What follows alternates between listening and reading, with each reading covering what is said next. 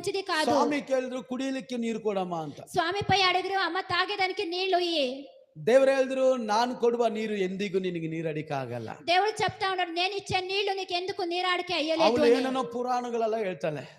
ఆ తల్లి ఏమేమో పురాణాలంతా ಸಡನ್ చెప్తాంది. ಆಗಿ ಯೇಸು ಸ್ವಾಮಿ ಹೇಳಿದ್ರು, సడన్ గా యేసు స్వామి చెప్పారు, ಅಮ್ಮ ನಿನಗೆ 5 ಗಂಡಂದಿರಿದ್ದಾನೆ, ಈಗ ಇರುವನು ಕೂಡ ಗಂಡನಲ್ಲ ಅಂತ ದೇವರು ಹೇಳಿದ್ರು. ఆ దేవుడు చెప్తాడు, నీకు 5 మంది భర్తలు ఉన్నాడు, యోనెవడు కూడా కాదు అని. ಏನು ಪುರಾಣ ಕಥೆಗಳೆಲ್ಲ ಹೇಳಿಲ್ಲ.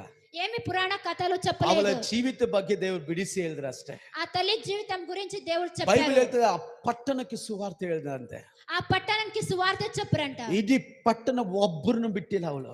ఆ ఇడి పట్టణంలో ನನ್ನ ఒక్కరిని వినలేదు. ಮೆಸ್ಸಿಯನು, నా మెస్సియడు, ನಾ ಮೆಸ್ಸಿಯ, నా మెస్సియడు, ನನ್ನ ಮೆಸ್ಸಿಯನು ಬಂದಿದ್ದಾನೆ. నా మెస్సియడు ಅವನನ್ನು వచ్చినాడు. ಆತನನ್ನು ಕಣ್ಣಾರೆ ಕಂಡೆ.